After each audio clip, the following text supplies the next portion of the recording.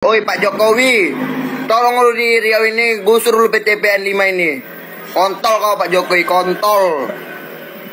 Gaji kami dikit, kami gak ada kerjaan. Memang Pak Jokowi anjing kau ya. Assalamualaikum warahmatullahi wabarakatuh. Om Swastiastu. Salam kebajikan, namo buddhaya, rahayu, rahayu, rahayu. Bertutur kata yang baik, yang sopan, yang enak didengar, dan yang menyejukkan hati itu sangat membahagiakan sekali dan juga tidak membuat masalah. Assalamualaikum warahmatullahi wabarakatuh. Saya Rafli Tarikan, umur 16. Saya minta maaf kepada Bapak Jokowi atas video viral yang saya buat di media sosial TikTok. Ini pelajaran bagi saya, tidak akan mengulangi lagi di masa depan. Saya selaku orang tua Rafli Tarikan meminta maaf kepada Bapak Jokowi atas perbuatan anak saya. Saya sungguh-sungguh meminta maaf kepada Bapak Jokowi. Assalamualaikum warahmatullahi wabarakatuh. Nah, akhirnya kan minta maaf kan? Setelah videonya viral, minta maaf. Sampai-sampai ibunya juga ikut minta maaf. Hei Tong, kamu itu sudah merepotkan orang tua, bikin malu. Jokowi anjing, Jokowi babi, Jokowi kontol.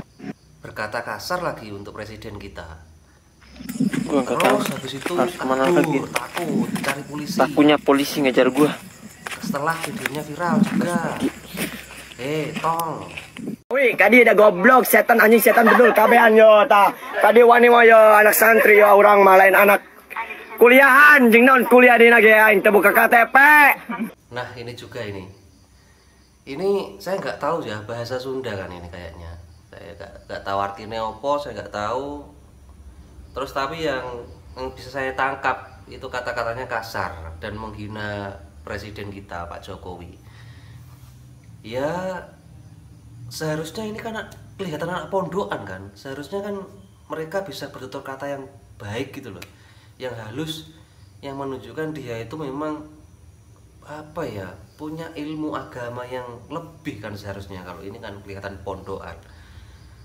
Tapi kata itu kayak itu kan ini bikin malu semua kalau seperti ini. Bikin malu, yes. Pikirlah, pikir, ngomong dipikir.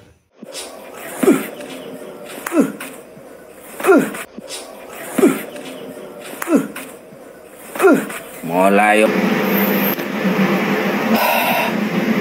Jujur Pak, saya malu Pak.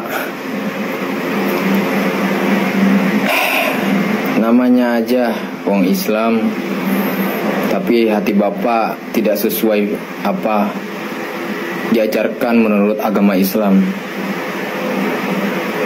Jangan berkedok agama Pak kalau hatinya masih busuk.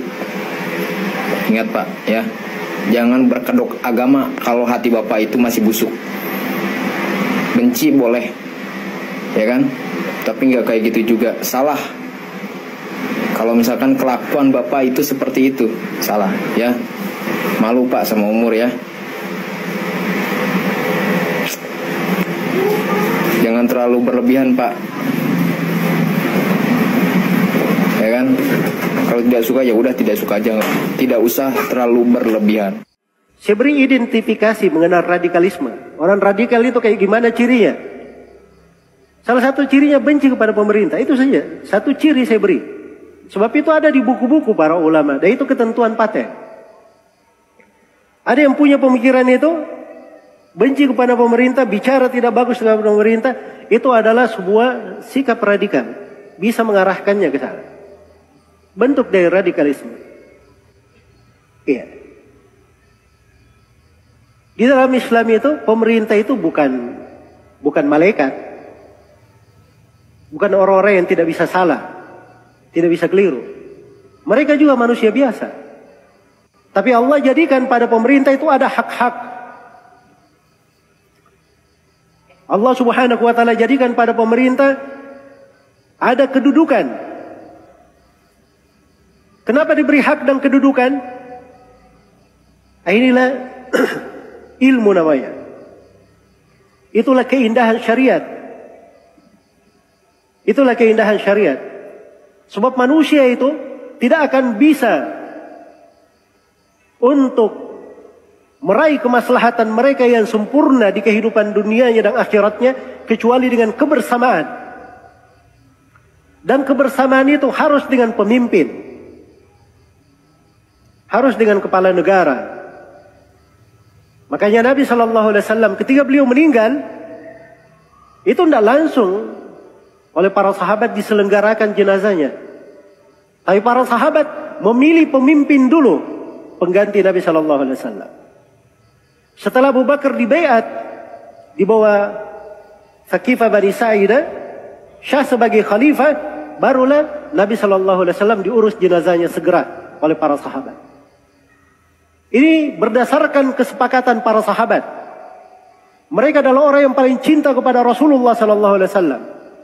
Tapi demikian tuntunan agama yang mereka pelajari dari Nabi SAW. Karena memang kepemimpinan itu diletakkan untuk kemaslahatan. Untuk kemaslahatan bagi manusia.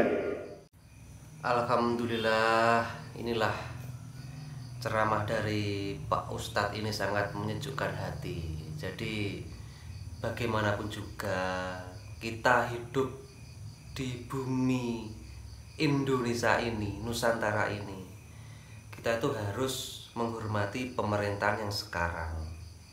Jadi pemerintah itu gimana ya, mereka itu bekerja di hatinya itu pasti untuk mensejahterakan rakyat. Walaupun ini namanya orang ya, namanya pemerintah itu kan orang juga kan, yang menjalankan orang.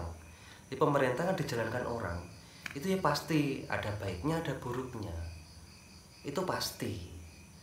Tapi ya jangan sampai kita mengolok-olok pemimpinnya, presidennya, berkata-kata yang kotor. Jadi kita harus menghormati jeripayah para pemimpin dan pemangku kekuasaan pemerintah ini. Paling tidak kalau ada kritik bolehlah mengkritik, boleh mengkritik, tapi jangan sampai mengolok-olok atau berkata kasar.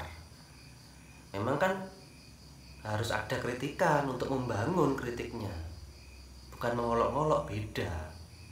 Apalagi sudah menikmati fasilitas negara, fasilitas yang dihasilkan pemerintah, tapi mengejek, mengolok-olok, berkata kotor pada pemimpin pemerintahan tersebut. Kan gak tahu malu. Semoga kita bisa memetik pelajaran dari ini. Terima kasih. Wassalamualaikum warahmatullahi wabarakatuh. Memang kita harus bersabar terhadap pembenci, karena pembenci itu sebetulnya orang-orang baik yang sedang tersiksa dengan kehidupannya sendiri. Jadi dia tuh frustrasi dengan kelemahan kehidupannya dan melihat kita yang hidupnya baik itu sebagai bukti ketidakadilan kehidupan. Pembenci itu hanya membenci orang-orang yang lebih baik hidupnya. Orang-orang yang lebih rendah kualitas hidupnya tidak mereka benci. Mereka bully, mereka hina, mereka rendahkan. Tetapi yang lebih tinggi, yang lebih mapan, lebih baik hidupnya menjadi pusat perhatiannya. Perhatikan bahwa kekasih orang bisa ganti-ganti, tapi pembenci itu tetap loh. Ada pembenci yang mengikuti kita mulai SD, SMP, SMA, sampai kita berkarir, sampai kita menikah. Itu masih ada yang membenci.